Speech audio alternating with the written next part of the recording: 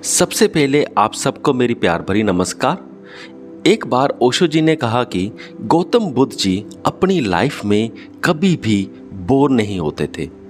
उनकी लाइफ में हमेशा इंटरेस्ट रहता था, मिस्टिफाइड सी लाइफ रहती थी, क्योंकि उन्हें टेक्निक आती थी मूवमेंट टू मूवमेंट जीने की। अब हम बात करेंगे थोड़ी डिटेल में, अब ये मूवमेंट टू मूवमेंट जीने का मतलब क्या है। यानी कि Gautam Buddha ji movement to movement अपना जो पास्ट होता था उसको भुलाते रहते थे और प्रेजेंट मोमेंट में रहते थे। भुलाने का मतलब ये था कि डिस्कनेक्ट कर देते थे, पास्ट को प्रेजेंट में आने नहीं देते थे। तो यही रीज़न था कि वो हर बार एक चीज़ को नई आंखों से, फ्रेश आई से देखते थे और उनको हर चीज़, हर पल में दिखी हर चीज़ बहुत ही इंटरेस्टिंग लगती थी। अब इस बात को समझने के लिए थोड़ी सी मैं आपको एग्जांपल देता हूँ अपनी ओर से। फॉर एग्जांपल, एक बच्चा है, उसने कभी खिलौने नहीं देखे। जब हम खिलौने लाकर बाज़ार से उसको पहली बार देते हैं तो क्या होता है कि बच्चा बहुत खुश हो जाता है।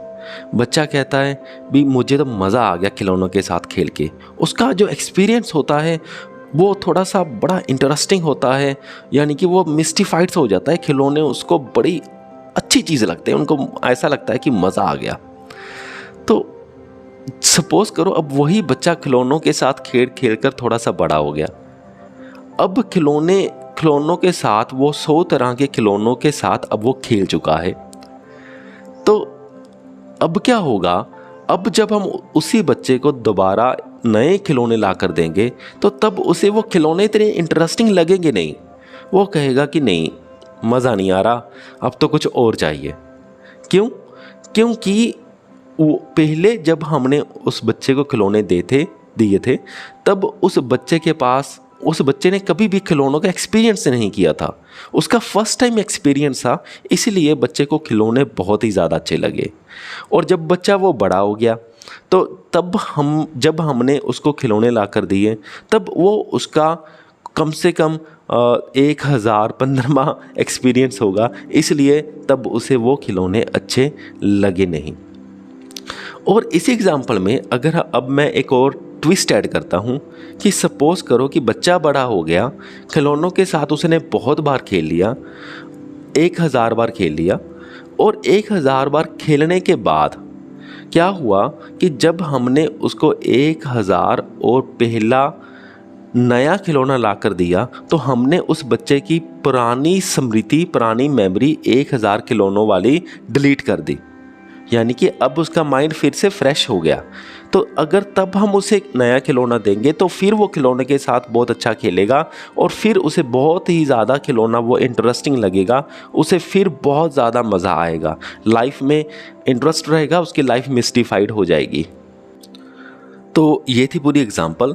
इस एग्जाम्पल में क्या बात हो रही है कि अगर आपकी मेमोरी डिस्कनेक्ट हो जाए तो फिर आपको नई दी गई चीज़ आपको बहुत ज़्यादा थ्रिल देगी, बहुत सारा मज़ा देगी, आपकी लाइफ इंटरेस्टिंग बना देगी।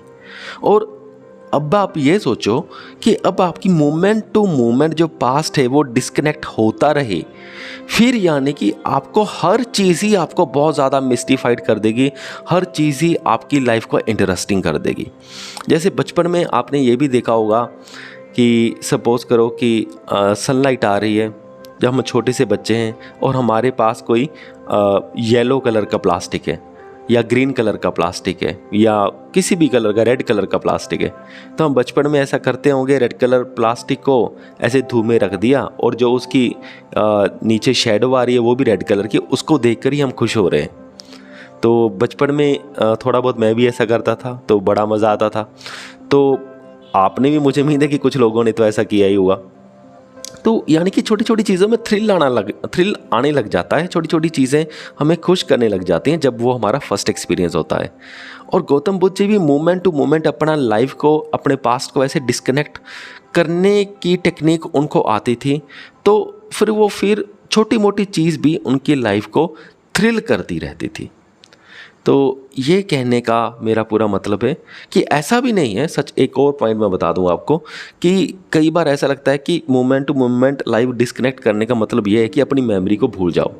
गौतम बुद्ध जी अपनी मेमोरी को नहीं भूल रहे थे, उनको तो अपने पुराने जन्मों के बारे में भी पता था, यानी कि उनकी पास्ट मेमोरी हमसे भी ज़्यादा थी, पर उन्हें डिस्कनेक्ट करना आता था ताकि वो प्रेजेंट मोमेंट में जी सकें अच्छे से। तो ये है पॉइंट भी। ऐसा नहीं है कि उन चीज़ों को भुला देना है, उन चीज़ों को पड़े रहने देना है जहाँ कहीं भी है। जब पुरानी मेमोरी की हमें ज़रूरत होगी तब हम उस मेमोरी से कुछ ना कुछ पिक कर लेंगे, अदरवाइज़ हमने कुछ भी पिक नहीं करना है। वो एज इट इज़ पड़ी रहने देनी है, सारी मेमोरी जैसी भी पड़ी हुई है। सो मुझे पूरी उम्मीद है कि आप सबको ये वीडियो समझ में आ गया होगा। सो इस वीडियो को यहाँ तक देखने के लिए आपका बहुत बहुत धन्यवाद।